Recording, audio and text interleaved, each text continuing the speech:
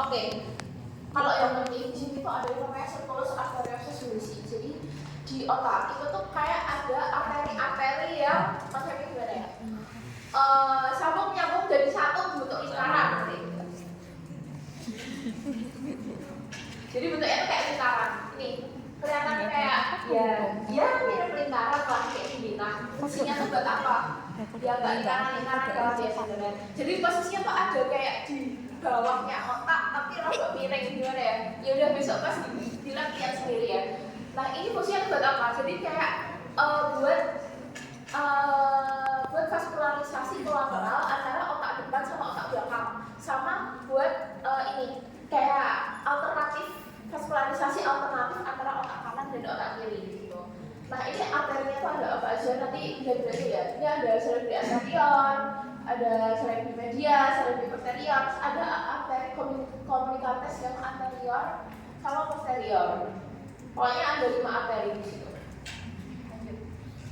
Ini buat drainase venanya, nanti dibaca aja jalan keluar. Dari vaskularisasi scalp ini juga jalan keluar atau apa? Drainase vena jarang. Nah, sama korelasi klinisnya. Makanya Nah, ini makanya tadi aku bilang arteri meninya itu tolong digampangkan karena ada urusannya sama di sini. Nah, pertama ini di depan atas kan ada epidural hematom. Kalau misalnya namanya epi, berarti kan di luarnya. Ini namanya epidural, berarti di luarnya durometer. Nah, kan durometer ini di luarnya berarti kan kayak apa ya? Di luarnya durometer apa? Tulang kan? Tulang itu kan keras, otak lunak. Kalau misalnya ada darah di situ, kalau misalnya di kanannya ada tulang nih, di kirinya ada otak lebih lunak. Berarti kalau misalnya darahnya ngumpul, dia nggak mungkin mendesak tulang, dia bakal mendesaknya lunak. Yang lunak berarti kan ke otak. Jadi kayak itu tuh bentuk cembung gitu loh, karena dia menjauhi si tulang tadi itu. Nah, habisnya kalau misalnya ada yang subdural, berarti kan di bawahnya durometer. Ini udah ada tulang, udah ada durometer. Di bawahnya nih, di spasium subduralnya. Spasium subdural kan bisa nyebar kemana-mana kayak gitu loh. Itu namanya sih spasium. Jadi darahnya tuh gampang kayak nyebar gitu loh. Bentuknya tuh nggak nyembung yang tadi kayak mendesak gitu. Kelihatan nggak sih kayak gambarnya tuh kayak ini tuh cekung gitu loh. Terus ada ini perdarahan di subarachnoid. Subarachnoid itu kan tadi ada apa? Ada spasium subarachnoideum yang isinya LCS. LCS itu kan juga kemana-mana tuh. Nah makanya kayak darahnya itu bisa ikut nyebar lewat LCS. Jadi darahnya itu mengikuti sulcus dan virusnya gitu loh. Kayak misalnya nyambang sesuai bentuk otaknya. Terus ada yang intrakranial. Jadi kalau intrakranial jadi kalau kayak darahnya intrakranial, berarti di dalam ya kayak di tengahnya gitu loh. Kayak terserah di mana gitu. Terus ini ada meningioma. Meningioma itu berarti tumornya pada meningesnya. Jadi meningesnya jadi tumor gitu. Terus ada papilloedema. Pokoknya nanti di materi mata itu kalian bakal tahu ini diskus opticus. Nanti di sini tuh kayak apa ya? Kayak buka kayak gitu. Ini kayaknya lebih di nanti materinya. Jadi satu. Oke, sekarang ada hidrocephalus. Mati. Jadi tadi kan kalian lihat ini ya apa? Ventriculus. Nah, ventriculus itu kan isinya cairan.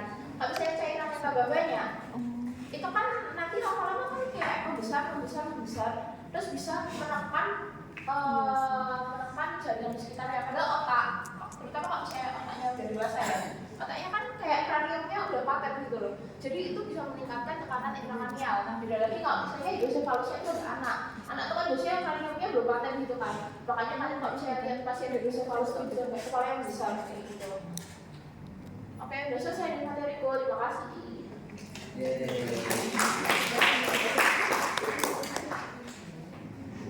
Enggak sih, cuma ini yang dikit. Kayaknya, iya. Yang lain tuh kayaknya lebih banyak.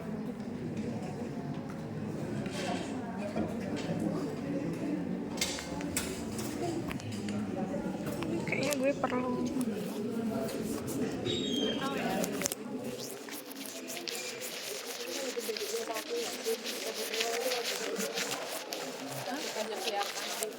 Oh, kayak banyak dijadiin.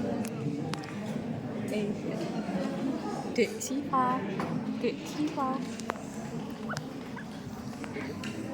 Sorot. Oke, assalamualaikum warahmatullahi wabarakatuh. 2003. Ayo, fokus yuk. Nah, kita mau belajar lagi tentang encephalon dan juga diencephalon. Jadi ada yang tahu nggak encephalon itu apa sih? Ya, Dek. Bedanya sama diencephalon apa? Jadi encephalon itu tuh namanya dia itu otak ya. Terus kalau encephalon itu tuh dia tuh kayak bagian dari otaknya itu, mulai dari kayak hemispherium cerebri. Terus kalau diencephalon itu dia adalah otak tengah gitu, dia di bagian dalam gitu. Next, nah ini yang akan kita pelajari. Jadi kita akan mempelajari tentang mulai dari embriologinya, terus mempelajari tentang hemispherium cerebri, terus diencephalon dan tractus pyramidalis dan extrapyramidalis. Nah kalian tahu nggak apa sih tractus extrapyramidal sama piramidal? Jadi dia itu perjalanan saraf gitu ya. Jadi dia turun tuh dari otak sampai ke medula spinalis kayak gitu. Nah terus ada sistem limbik. Nih sistem limbik itu tuh dia penting gitu loh untuk emosi dan lain-lain. Terus kita baca tentang klinis. Oke, embriologi dari otak. Jadi encephalon itu tuh dulunya dia terbentuk dari 3. Jadi ada prosencephalon, mesencephalon, dan rhombencephalon.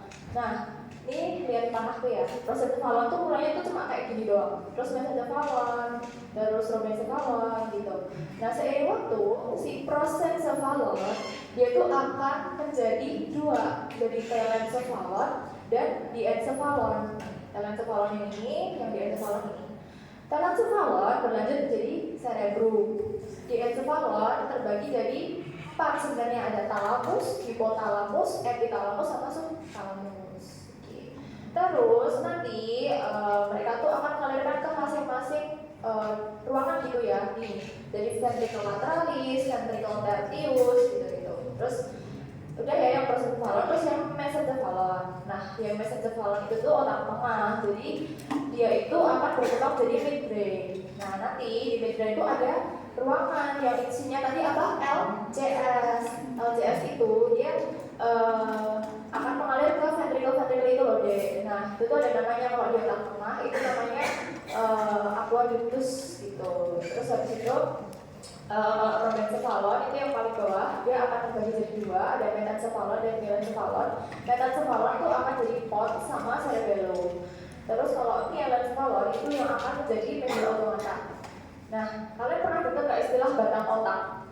Nah, batang otak itu secara anatomi dia itu terdiri dari pons, cerebellum, dan medula oblongata. Lanjut. Ini adalah gambar otak ya. Jadi cerebrum dia itu sebenarnya kan terdiri dari 2 ya, 2 lobus gitu. Sebenarnya ini kita bilangnya hemispherium cerebri. Ini yang aku tunjuk yang hemispherium cerebri dexter, ini yang hemispherium cerebri sinister. Nah, di antara 2 hemispherium cerebri ini dia akan dibatasi oleh sebuah alur yang kita namakan fissura longitudinalis cerebri. Diingat-ingat ya, fissura longitudinalis cerebri. Dia akan dihubungkan oleh corpus callosum. Ya, ini secara umum ini cerebrum, terus ini cerebellum. Cerebellum tuh nama lainnya tuh otak kecil. Terus habis itu ini adalah temporium cerebelli. Tadi udah dijelaskan. Next, nah ini gambar otak manusia ya. Kalau misalnya dia tuh dibelah, dilihat dari berbagai sisi. Bentuknya kalian sadarin enggak? Ini tuh kayak helm ya. Jadi dia tuh ada frontalis, ada parietalis, temporalis, occipitalis gitu ya. Ini kalau ini lobus kanan atau kiri deh? Ini dia dari kanan atau kiri? Kiri. Kalau ini dari kanan. Oke, kalau ini dipotong, potongan apa? Sagittal. Oke. Terus otak kita itu tuh nggak yang lurus-lurus aja. Jadi dia tuh ada cekungan, ada lengkungan gitu kan. Nah, yang cekung itu kita bilang sebagai fissura atau sulcus ya. Terus kalau yang menonjol itu kita bilangnya sebagai gyrus, paham? Oke. Nah, jadi sebenarnya dia itu tersusun sebagai gyrus dan juga sulcus. Supaya apa? Supaya luas permukaan dia itu makin gede. Jadi fungsi yang dia carry di situ itu juga makin besar, gitu, makin luas. Makanya dia ada lengkungan-lengkungannya seperti itu. lanjut kita ke konteks cerebri. Jadi konteks cerebri itu tuh tempat orang buat berpikir, tempat orang buat melakukan sesuatu sebagai manusia. Dia diaturnya sama si konteks cerebri ini. Dia itu ada 6 lobus ya. Ingat-ingat ada 6 bagian atau 6 region yang kita punya gitu.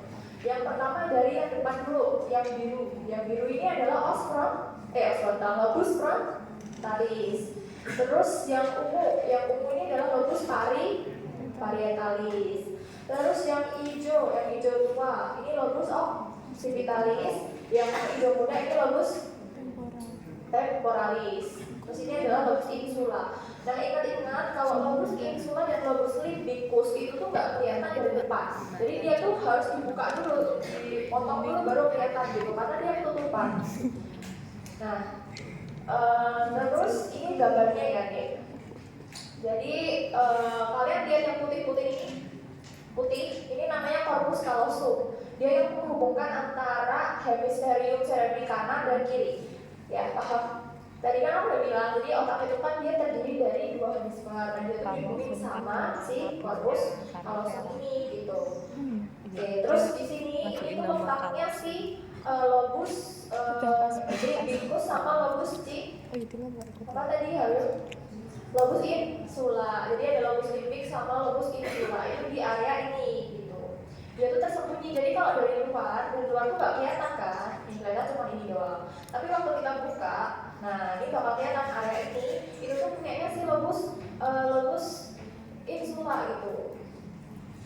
Nanti di notes ada.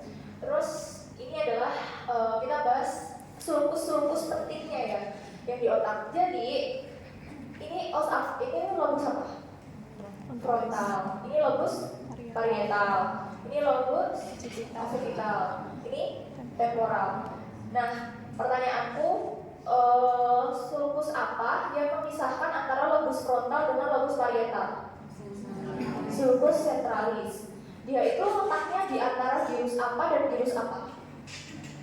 Gyrus precentralis dan gyrus postcentralis. Jadi kalau ditanya letak sulcus centralis di mana, dia adalah di antara gyrus presentral dan gyrus postcentral. Dia memisahkan lobus frontal dan lobus parietal. Terus selanjutnya ada sulcus lateralis cerebri sylvie atau fissura sylvie. Nah, fissura sylvie ini dia memisahkan antara yang lobus temporalis yang hijau ini sama lobus frontalis sama lobus parietalis gitu. Jadi kalau kalian mau gampang hafalin ini juga boleh hafalin nama orangnya misalnya. Yang sulcus centralis itu namanya fissura rolandi. Terus kalau yang sulcus lateralis cerebri sylvie namanya fissura sylvie. Oke. Lanjut terus ke yang memisahkan antara lobus parietal sama lobus occipital. Namanya sulcus parieto-occipital. Berarti memisahkan lobus parietal dan lobus occipitalis. Ini letaknya ini. Terus ada sulcus calcarina. Sulcus calcarina itu apa? Jadi sulcus calcarina itu dia itu tempat untuk seseorang bisa melihat gitu deh. Karena di situ tuh banyak konteks visual primer gitu. Jadi kalau kalian melihat itu impulsnya bakal sampai ke si sulcus calcarina ini gitu di facies medial dari hemisferium cerebri, mulai dari bawah ujung posterior corpus callosum yang putih ini sampai ke polus atau ujung dari lobus occipitalis. Jadi dia tuh dari sini sampai akhir dari si lobus occipital. Terus banyak konteks visual primernya. Lanjut, ini adalah gyrus yang ada di lobus frontalis. Ingat-ingat ya, lobus frontalis itu yang depan ya, paling depan. Dia itu terdiri dari 4 gyrus. Yang pertama ada gyrus apa deh? Tadi gyrus precentralis. Gyrus precentralis itu letaknya di lobus frontalis. Kalau gyrus postcentralis letaknya di lobus parietal. Oke. Nah, gyrus precentralis itu dia dikepung oleh sulcus, namanya sulcus precentralis di atasnya, sama di bawahnya ada sulcus apa tadi? Centralis. Oke, terus ada juga gyrus frontalis superior yang paling depan nih. Gyrus frontalis superior. Dia di superior dari sulcus frontalis superior ini. Ini sulcus frontalis superior. Terus ini ada gyrus frontalis medius. Dia di antara sulcus frontalis superior dan sulcus frontalis inferior. Terus ada gyrus frontalis inferior. Dia di inferior dari sulcus frontalis inferior. Dia di inferior dari sulcus frontalis inferior. Lanjut. Nah, terus ke lobus parietal. Nah, lobus parietal itu dia ini ya, ada gyrus post centralis ya, yang aku tunjuk ini. Dia gyrus post centralis. Dia terletak di antara sulcus centralis dan sulcus post centralis. Terus ada gyrus parietalis superior. Gyrus parietalis superior itu ini. Terus ada gyrus parietalis inferior. Jadi dia punya 3 ya, post centralis, parietalis superior sama parietalis inferior. Nanti yang ini gyrus parietalis superior inferior ini ada sulcus lagi, namanya sulcus intraparietalis. Lanjut ke lobus temporal. Lobus temporal itu tuh yang ini, yang bawah ini tuh lobus temporalis. Dia tuh ada gyrus temporalis superior, medius sama inferior. Nah, gyrus temporalis superior tuh dia tuh di inferior dari sulcus lateralis. Ini kan lateralis ada di sylvi. Nah, terus ada ini juga yang medius ini tuh di antara sulcus temporalis superior et medianus. Terus gyrus temporalis inferior tuh di antara di inferior sulcus temporalis medianus. Terus lobus occipitalis cuma ada 2, ada gyrus occipitalis superior sama gyrus occipitalis inferior. Terus ada lagi lobus tympicus, ini yang nggak kelihatan. Ingat-ingat komponennya ya, ada gyrus cimuli, gyrus parahipokampalis, area subkalosis sama formatio hipokampi. Nanti bisa dihafalin, ada di notes. Oke. Terus ada lobus lobus insula. Lobus insula itu di dasar sulcus lateralis cerebris sylvi, ada gyrus longus lah, brevis. Ada sulcus centralis insulae, sulcus circularis insulae, dan ligmen insulae. Nah, ini penting nih, Brodmann area. Jadi Brodmann area itu dia tuh adalah penomoran di otak. Jadi area yang ada nomornya ini dia tuh bisa untuk seseorang itu untuk melakukan fungsi sebagai manusia gitu. Contoh nih, area keempat ya, area 4, mana area 4? Nih di gyrus post centralis ya kan. Ini kan area keempat, ini namanya area motorik primer. Fungsinya apa? Fungsinya untuk kalian menggerakkan otot-otot kalian secara sadar. Kalian mau kalian senyum, kalian jalan, itu tuh dia secara sadar diatur oleh si gyrus postcentralis. Ini di gyrus precentralis, sorry. Ini di gyrus precentralis ya, di area 4. Terus ada area ke-6. Area ke-6 ini tuh area motorik sekunder. Terus satu juga ada area sensori primer. Mana nih? 3, 1, 2. Terus area gustatorik ini buat kalian bisa makan dan merasakan makanan enak. Itu di area 43. Namanya gyrus area gustatorik, sorry. Di area gustatorik. Terus ada area ke-44 dan area 45. Ini untuk kalian bisa ngomong. Jadi area Broca.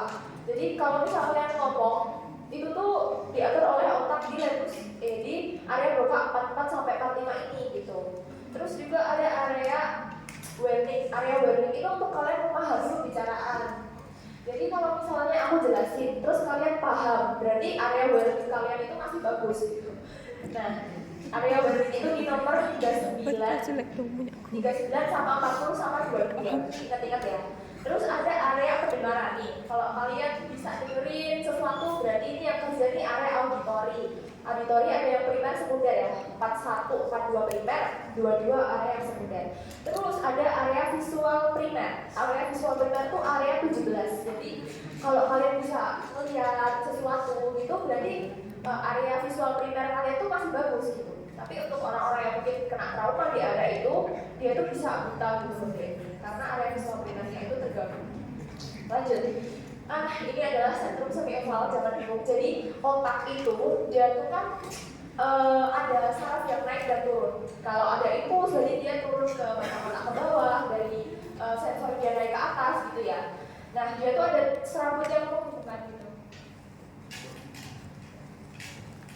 Oke, ada serabut yang menghubungkan gitu ya. Jadi ada serabut proyeksi, komisural, sama asosiasi. Nah, jangan bingung kalau serabut proyeksi itu maksudnya dari korteks turun ke batang otak ke area tubuh kalian. Jadi dia tuh naik turun sampai ke korteks gitu. Dari korteks ke medula spinalis terus turun ke organ-organ kalian untuk digerakin gitu, untuk distimulasi.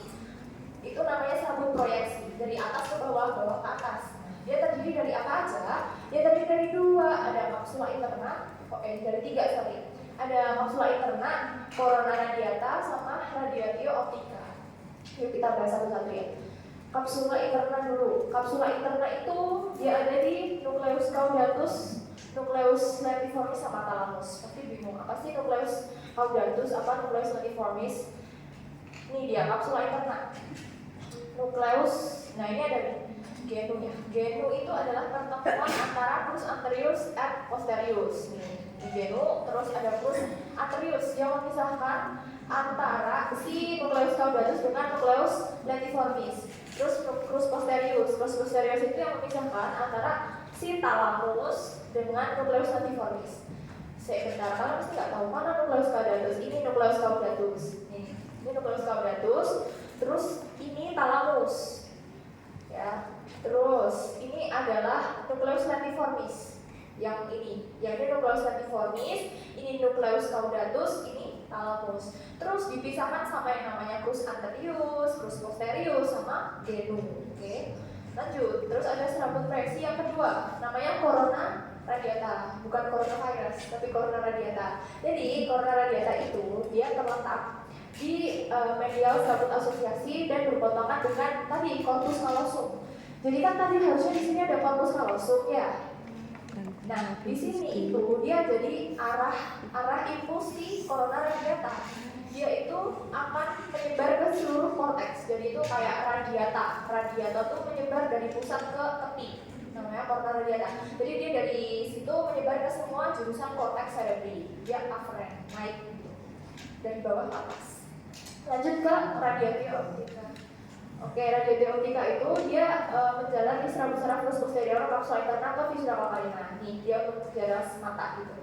Terus ada serabut komisura. Nah ini bisa dibaca sendiri, dihafalin. Jadi serabut komisura itu dia tuh akan menghubungkan antara korteks cerebri di satu hemisfer ke hemisfer yang lain. Jadi nyebrang. Dia tuh bakalan nyebrang, dilihat. Ini dia nyebrang gitu. Nah ini ada yang penting, ini corpus callosum ya. Corpus callosum yang putih tadi ya. Ada bagian yang itu rostrum stadium gitu. Ini serabut asosiasi. Dia tuh menghubungkan antara virus yang berdekatan tapi masih dalam satu hemisfer gitu. Jadi kayak dia tuh gak nyebrang. Kalau asosiasi itu tetap di dalam hemisfer gitu loh. Tapi kalau yang ini yang komisura itu dia nyebrang gitu. Lanjut deh. Nanti bisa dibaca. Nah ini ada ganglia basalis juga. Ini yang sebutin ada nukleus caudatus, lentiformis, obstrum, corpus amygdalae gitu. Terus ada lagi ya, mesencephalon. Mesencephalon itu tuh jalur di mana kita bisa mencium sesuatu. Yang mulai dari bulbus olfaktori, jalan ke tractus olfaktori, terus ke substansia perforata anterior, formatio hipokaki, terus area septalis, area piriformis sama thorax. Ini yang dijelasin Mbak Belvina tadi, ada circulus arteriosus judici. Jadi otak itu tuh ada pendarahannya. Jadi mulai dari arteri basilaris ya, arteri basilaris itu dia adalah gabungan dari arteri cerebralis dexter sinister. Terus dia akan berlanjut jadi arteri cerebralis posterior dari dua kanan kiri. Terus dia akan dihubungin sama arteri cerebri media sama arteri komunikatif posterior. Terus dia tuh akan dihubungin sama arteri cerebralis anterior dengan arteri komunikatif anterior. Itu lebih bisa dibaca sendiri. Ini venanya tuh dari yang dijelasin Mbak. Ini tadi udah dari vena cerebri magna, terus ke sinus rectus, confluens sinuum, ya, terus ke sinus transversus, terus habis itu ke sinus sigmoideus sama ke vena juga. Terus tadi epithalon. Tadi ada thalamus, epithalamus, subthalamus, hipotalamus. Thalamus itu yang tengah. Terus hipotalamus di bawahnya, hipotalamus. Terus ada subthalamus, terus ada epithalamus. Ada nukleus terminalis sama pineal tadi. Lanjut thalamus itu untuk relay station ya. Jadi untuk mengintegrasikan seluruh pusat otak gitu. Jadi dia itu ada thalamus kanan kiri yang dihubungkan oleh adhesio interthalamica. Ingat. Terus ada nukleusnya ya, dihafalin anterior, medianus, medialis, laterales, posterior gitu. Nah ini thalamus nih, gambarnya dari pulvinar, colliculus superior, inferior, bisa dibaca. Terus ada subthalamus itu yang untuk mengatur aktivitas otot. Di subthalamus itu di sini. Lanjut, ini epithalamus ya. Epithalamus itu untuk kalian kalau bisa tidur dengan nyenyak, kalian bisa bangun tidur itu karena si epithalamus ini ada namanya glandula pinealis. Dia menghasilkan hormon namanya hormon melatonin ya untuk regulasi irama sirkadian untuk tidur dan bangun dan untuk fungsi reproduksi. Lanjut, ini epithalamus gambarnya. Terus ini ada hipotalamus. Hipotalamus itu tuh penting untuk apa? Termoregulasi ya. Jadi hipotalamus itu buat mengendalikan fungsi tubuh kita kayak buat regulasi suhu tubuh, metabolisme, sekresi hormon gitu kan. Karena di situ tuh ada ada pelajaran yang berhubungan sama dia, namanya pelajaran pituitari atau hipofisis gitu. Terus ini tractus piramidal sama ekstrapiramidal. Jadi tractus piramidalis itu dia itu dari konteks di area 4 dan 6 turun ke medulla spinalis ke corpu anterior medulla spinalis, nanti melewati decussatio piramidalis. Ingat-ingat aja yang penyilang itu adalah tractus yang lateralis. Kalau yang tidak penyilang itu yang anterior, tractus corticospinalis anterior. Terus ada tractus extrapiramidalis. Jadi tractus extrapiramidalis itu dia yang mengendalikan aktivitas motorik. Jadi dia itu cuma menunjang si tractus piramidalisnya. Ada 4 nih, bisa dibaca sendiri: vestibulo spinalis, ventriculo spinalis, centrolateral lateralis, dan ventriculo spinalis. Terus sistem limbik. Nah, sistem limbik itu untuk mengontrol emosi yang aku bilang. Kalau kalian mungkin emosian, berarti dipertanyakan nih sistem limbiknya tuh pengaturannya gimana. Jadi ada komponennya nih, ada kortikal, subkortikal, di encephalon sama area Broca 28. Bisa dibaca nanti di bawah aja. Terus ada sirkuit hypus. Sirkuit hypus ini dia tuh ada perjalanannya. Dia juga untuk sirkuit dari pengaturan emosi ya. Dari hipokampus ke fornix, corpus mammillaris, terus ke tractus mammillothalamicus, terus habis itu ventriculus thalamicus anterior, terus ke itu kapsula interna tadi, terus ke gyrus cimuli, cimulum, gyrus parahipokampalis, terus ke cortex entorinalis, terus jalur perforates lanjutnya sampai ke hipokampus lagi. Jadi muter-muter dia. Ini dia. Sudah selesai. Alhamdulillah. Terakhir ya, habis ini ya. Ini terus saya beri ya, jembatan otak ya. Lain sumpah. Semua materi aku cuma buat Del. Kalian pasti kecewa sama hasil semalam, sama aku juga kecewa. Jadi pengen coba-coba aja. Di prank apa aja. Oke.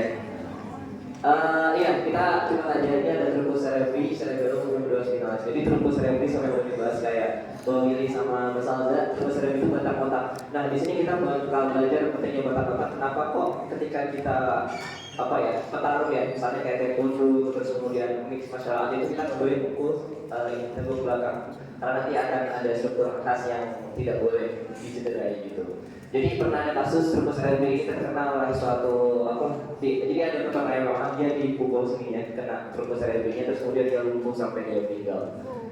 Jadi ini krusial truncus cerebri. Terus cerebellum itu nanti kita bahas lagi, harus kita bahas. Nah, urutannya tadi kan kalau misalnya sistem saraf pusat itu dia dimulai dari cerebellum dan juga medulla spinalis. Itu struktur besarnya. Nah, tapi di antara cerebellum sama medulla spinalis itu ada penghubung. Nah, penghubung itu adalah 3 struktur ini. Itu truncus cerebri, cerebellum dan juga nanti lanjut ke medulla spinalis. Lanjut. Nah, ini balik lagi ke embriologi. Untuk embriologi sesuai urutan tadi ya. Tadi di awal paling atas tuh cerebellum, dari parencephalon, prosencephalon, diencephalon, terus terakhir lanjut ke brainstem. Itu dia urutannya setelah diencephalon, atau nanti ada thalamus, hipotalamus, segala macamnya itu. Lanjut sampai ke bawah. Truncus cerebri ini ada sekian. Ada mesencephalon, transferoli, medulla oblongata. Jadi mesencephalon itu artinya otak tengah. Transferoli di badan faroli, medulla oblongata itu medulla penghubung. Lanjut. Nah, ini truncus cerebri. Jadi truncus cerebri itu dimulai dari ini kan thalamus ya. Thalamus, hipotalamus, hipotalamus. Nah, ini mesencephalon itu ini dia bagian kecil ini aja. Transferoli itu ini yang kayak kuda laut kalau hamil di transferoli. Nah, ini medulla oblongata. Habis itu lanjut ke medulla spinalis. Oke, mesencephalon. Nah, ini kalau lupa parah banget. Mesencephalon itu ingat aja mesencephalon M Mickey Mouse. Jadi bentuknya dia kayak kepala Mickey Mouse, boleh lihat. Nah, ini kan. Ini telinganya, ini matanya ya. Gambarin aja itu Mickey Mouse lah. Lanjut. Nah, apa sih struktur khas yang ada di Mickey Mouse ini? Dan aku pengen kalian ingat 2 aja. Substansia nigra sama pedicellus cerebri. Nah, pedicellus cerebri itu nanti dia kaitannya dia berhubungan sama struktur neurolnya. Jadi dia kayak dia penghubungnya, makanya dia perlu dilihat. Jadi pedicellus cerebri itu penghubungnya antara nanti mesencephalon dengan organ di atasnya. Jadi pedicellus artinya kaki. Jadi pedicellus cerebri artinya kaki dari cerebrum. Lanjut, substansia nigra. Nah, ini belum balik. Substansi nigra itu penting karena nanti ketika kalian belajar di klinis ada defek substansi nigra. Jadi defek substansi nigra itu menyebabkan penyakit namanya Parkinson. Kenapa? Karena substansi nigra ini dia menghasilkan hormon namanya dopamin. Ketika dopamin kita kurang dalam tubuh kita, maka dia akan mengalami Parkinson. Gitu. Jadi aku pengen kalian ingat substansi nigra sama varikolis cerebri aja. Nanti saya boleh dibaca. Lanjut. Nah ini jadi selain karena dia penghubung antara cerebrum sama dolus spinalis, ini juga diletakin sama beberapa nukleus penting. Yang perlu diingat ini aja, geniculatum sama folliculus suprainferior. Kenapa? Lanjut. Next. Nah, karena nanti nukleus geniculatum lateral, nukleus geniculatum medial, terus folliculus suprainferior itu berkaitan sama jarak penglihatan dan pendengaran. Kalau misalnya jarak penglihatan itu nanti dimulai dari mata ya, dia bakal menyilang seperti ini di chesma opticus, kemudian dia akan lanjut ke lateral geniculatum. Jadi mata itu L, mata ke lateral, kemudian dia ke superior folliculus. Kalau misalnya pendengaran dia sebaliknya, pendengaran dia ke medial geniculatum, terus dia baru ke inferior folliculus. Lanjut pons family, next. Ya itu next. Oh ya ada, sorry, balik. Nah jadi dia ada dua bagian, ada pars basilaris mortis sama pars tegmentalis mortis. Jadi pars basilaris itu istilahnya dia dilihat dari depan, kalau pars tegmentalis mortis dia dilihat dari belakang. Karena ini nanti pars tegmentalis ini bakal mengangkat sama cerebellum, otak kecil. Lanjut pars family yang pars basilaris mortis. Next. Nah ini dia memang ingat juga, ini bentuknya dia kayak Patrick. Ini baik aja di kepalanya Patrick ya, itu nggak tahu kenapa, tapi ini mirip aja kepala Patrick gitu. Pilih aja di depan. Nah, coba di next bisa putar ya. Ya, jadi pons basilaris mortis itu mirip sama kepala Patrick. Kalau yang mirip sama Mickey Mouse tadi apa? Biasanya cephalon, otak tengah ya. Iya. Iya kan, atasnya doang gitu. Iya, enggak sih, tapi nggak apa-apa, sama-sama. Lanjut. Nah, yang penting dari pars basilaris mortis aku minta ingat berapa ya? 3 aja. Jadi ini kan pars basilaris mortis ya. Kenapa dimain pars basilaris mortis? Karena di sini ada sulcus basilaris. Jadi kalau kalian kayak gambar di pons itu di sini ada kayak sulcus ya. Dia turun ke bawah. Nah di sini nanti bakal dilewati sama arteri basilar. Arteri basilaris. Nah terus di sini nanti keluar nervus ada nervus berapa? 5, nervus 3, 4, 5, 6. 3 ini salah. Ini 3, 4, 5, 6. Nanti deh. Itu nah ini yang aku bilang tadi. Enggak salah. Oh sorry. Balik lagi. Balik. Nah ini. Jadi teman-teman kan nervus cranial tuh udah berarti belum tadi keluarnya? Belum ya? Tentukannya belum. Oke, jadi nervus cranial itu karena dia namanya nervus cranial berarti dia keluar dari cranial atau dia keluar dari sistem saraf pusat. Nah dari sistem saraf pusat itu nih pasti nanti akan keluar dan dia mempersarafi organ yang dia tuju. Nah saraf-saraf keluarnya itu perlu kita ketahui karena ketika tempat keluarnya ini dia nanti dirusak berarti dia kemungkinan defeknya di situ gitu. Misal pons ini gitu ya, dia di cut gitu. Nah di pons ini ada nervus keluar apa aja sih? Yang pertama ada nervus 5. Nervus nervus belum ya. Trigeminal. Nah nervus trigeminal ini dia berfungsi buat sensoris dari muka. Jadi ketika nervus 5 ini kemudian dia di cut, kemudian dia berkurang fungsinya, maka dia bakal merasa kebas, dia gak ada rasanya gitu. Terus kemudian nervus 6, nervus 7 dan selanjutnya gitu. Nah ini untuk gambaran aja nanti akan ada di nervus cranial. Insya Allah kita besok. Lanjut. Nah ini jalan-jalan keluarnya nanti dibahas di nervus cranial aja. Lanjut. Nah ini aku bilang tadi ada sulcus basilaris mortis. Ini bagian depan tadi ya, dilewatin sama arteri basilaris. Next. Ini teman-teman untuk parsnya itu kan dia dari yang ini ya, dari yang lebar itu 1, 2, 3. Nah dari 3 ini 1, 2, 3 di atas itu dia akan ditempelin sama cerebellum. Makanya karena cerebellum itu dia istilahnya punya kaki ya, jadi penempelannya itu namanya pedicellus ke kaki. Ada 3 kaki cerebellum, kaki atas, kaki tengah, sama kaki bawah. Pedicellus cerebellaris superior, pedicellus cerebellaris medius, sama pedicellus cerebellaris bawah inferior. Yang di bawahnya baca aja. Next. Nah ini yang tadi aku bilang, kenapa kok batang-batang ini penting ya, dan nggak boleh dicederai ketika kita bermain bulan. Karena di sini banyak dilatih sama nervus cranial. Dan ini awalnya di otak. Jadi kan nervus itu dia berjalan dari badan sel ke badan sel, benar nggak? Ya. Nah dari otak yang badan sel pertamanya di otak, kemudian dia akan lanjut lagi jaraknya ke badan sel yang ada di trunkus ini. Tuh lihat ada nervus 3, nervus 1 segala macamnya. Nah ketika ini dicederai, ya udah berarti fungsi-fungsi motorik, fungsi sensorik yang seharusnya dibawa oleh jaras ini dia akan hilang. Terutama itu yang besar di sini tuh ada nggak ya gambarnya? Ada ini nervus motorik. Jadi ketika nervus motorik kemudian dia dicederai, dia akan lumpuh. Gitu. Jadi hati-hati kalau kalian nyerang orang, jangan nyerang bagian tepuk belakangnya, dia bisa lumpuh nanti. Ini karena ini lunak banget loh, ini nggak ada pelindungnya guys. Coba kalian pegang. Beda sama Nicholas ada cranium ya, ada pelindungnya ya. Kalau di sini nggak ada, kayak langsung aja gitu. Lebih lunak lah bahasanya. Lanjut. Pedula oblongata, pedula pembungku. Lanjut. Nah ini sebenarnya ini yang perlu kita ketahui di sini cuma jalan keluarnya aja, jalan keluar nervus. Tapi karena belum dibahas tadi ya nervus cranial, nanti bisa dilanjut di pertemuan besok aja. Next. Tadi ini pons ya, pons. Terus lanjut ke medula oblongata yang bentuknya kepetri. Lanjut ke medula oblongata. Next. Ini kan nervus keluarnya dibahas besok. Next. Ini sama tadi dilewati sama jalan-jalan motorik sama sensorik. Berbahaya, jangan sekali-kali. Lanjut.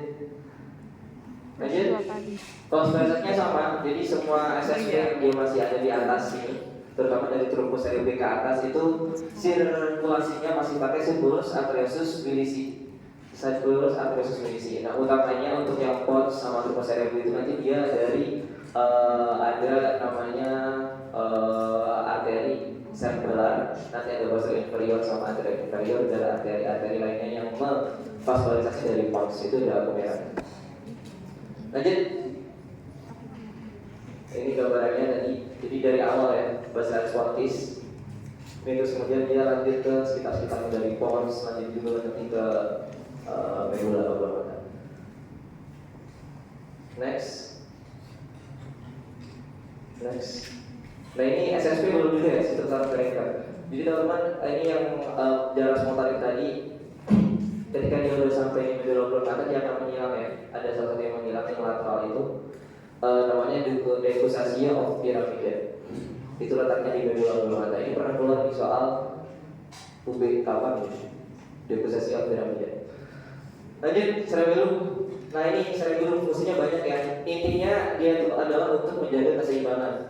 Jadi kalau misalnya ada defek, ada kelainan di cerebellum, itu biasanya manifestasi utamanya adalah dia nggak bisa jalan dengan lurus gitu. Jadi kalau di asal nanti kalian belajar, coba Pak jalan ke depan gitu. Dia misalnya buka mata, dia buka mata aja dia udah nggak bisa jalan lurus gitu. Bahkan dengan matanya berfungsi, dengan kakinya yang bisa jalan, karena memang dari pusatnya itu dia udah nggak bisa ngatur keseimbangan. Ya udah dia ketika jalan dengan mata terbuka aja dia udah sempoyongan gitu. Jadi penting banget cerebellum. Ini adalah untuk menjaga keseimbangan ketika dia jalan.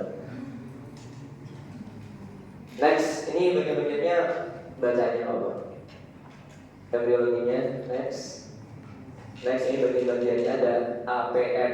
Kalau tadi meninges ada DAP, durameter, arachnoid sama diameter. Kalau cerebellum APM, archi, paleo sama neo.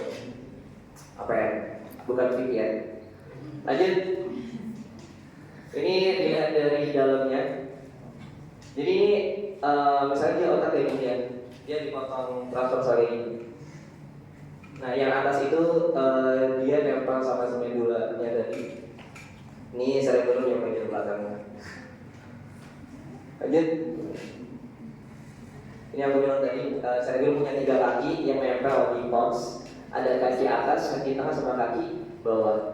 Pedicula cerebelis superior, pedicula cerebelis medius, sama pedicula cerebelis inferior. Lanjut. Medula spinalis terakhir. Next. Ya,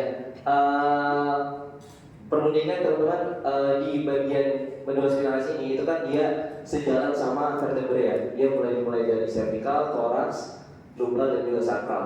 Nah, ada 2 pembesaran yang perlu diingat, yaitu pembesaran di cervical sama pembesaran di lumbal. Kenapa? Karena di 2 struktur tersebut itu akan ada banyak plexus atau jalan keluar saraf gitu.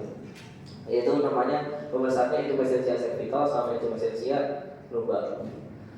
Itu pembesarannya. Terus ada struktur tadi seperti bahas juga, ada conus medularis. Jadi ingat gak kalau sacrum itu dia impact ya, dia nggak bisa ditunggu sama medula spinalis. Nah makanya sistem medula spinalis kita dia cuma berhenti di L1 sampai L2 aja. Dan di sini di conus medularis. Aja ketika dia ingin mempersarafi di sacrum, ingin mempersarafi di ekstremitas bawah, dia akan maju sebagai tombel equina atau ekor kuda.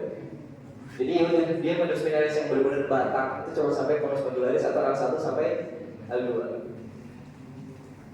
Gitu. Lanjut. Ini susah. Nanti baca aja. Saya kalau guys. Lanjut. Ini yang bilang tadi plexus. Jadi plexusnya itu sesuai dengan pembesarannya. Jadi ada plexus cervicalis sama brachial. Itu dia keluarnya nanti di segmen cervical. Terus ada plexus lumbosacral. Dia keluarnya nanti di plexus di mesensia yang lumbal. Lanjut. Ada lagi. Dan ini kalau bahas ini sebenarnya ngehubungin sama balik. Kan tadi. Nah, ini saya hubungannya sama sistem saraf tepi sih. Jadi sistem saraf tepi itu nanti dia jalurnya medula spinalis jalan ini. Kalau teman-teman bingung, pasti bingung baca ini. Jadi nanti belajarnya dari sistem saraf tepi dulu baru balik ke sini. Oke, jadi di bagian ada yang ke atas sama yang ke bawah. Kalau yang ke atas itu biasanya dia di daerah tepi kayak spino, cerebellum, spinocalamicus, dan fasciculus spinalis segala macamnya itu dia bisa letaknya di tepi. Tapi kalau yang motor biasanya dia letaknya di tengah. Contoh cortical spinal yang lateral sama lumbar spinal itu kan dia motorik ya, itu letaknya di tengah biasanya untuk perjalanan motor itu. Lanjut. Fosilisasi maskulin satu aja, anterior spinal artery. Udah. Sisanya arteri kecil dan itu susah dihafal. Next. Finish. Nah ini teman-teman, ini kelainan kongenital. Jadi ketika bayi baru lahir terus ditemukan ada bola gitu ya di punggungnya, itu bisa jadi ada kelainan dari ini. Yaitu pertama ada spina bifida volta, meningocel atau meningocel. Jadi spina kita itu kan harusnya dia satu ya, medula spinalis satu, tapi dia kenapa dia pengen 2, dia pengen ada pasangannya. Jadinya dia jadi kayak gini. Ini kan udah boleh kan? Ini tadi nanti ketika perkembangan itu entah kenapa dia membuat jadi 2 gitu. Spina bifida B2, spina B2 bifida. Terus lanjut meningocel belum? Meningocel. Nah meningocel itu kayak rektokel kemarin. Rektokel itu kan ada cairan di ya. Nah sama meningocel itu ada cairan di meninges atau meninges dari medula spinalis. Jadi meninges itu dia nggak cuma sampai otak utama aja, tapi dia juga sampai medula spinalis. Nah ketika di medula spinalis dia itu punya resiko terjadi meningocel karena dia letaknya lebih ini loh, kan antar vitamin itu ada celahnya ya. Jadi ketika dia rumah sakit dia lebih mudah kelihatannya. Terjadilah meningocel. Isinya cairan. Nah lebih parah lagi kalau cairan itu nggak cuma diisi sama air, tapi juga diisi sama saraf atau si medula spinalis itu yang ini namanya jadi meningocel. Untuk manifestasinya kalian belum belajar di blog ini, tapi kalian harus hafal dulu perbedaannya antara 3 ini. Spina bifida, medula spinalis ada 2, meningocel ada apa ya? Ada pembesaran meninges di medula spinalis. Medula meningocel udah pembesaran ada nervus lagi. Lanjut. Ini nggak usah susah. Lanjut. Nah ini teman-teman, ada pernah dengar hernia ya? HNP. Hernia pulmosus. Oke, jadi hernia pulmosus itu biasanya ketika kita angkat beban berat, orang-orang yang biasanya dia pekerja berat itu dia punya risiko buat terjadi hernia. Jadi hernia ini mirip sama yang meningocel tadi, cuma dia buat orang dewasa.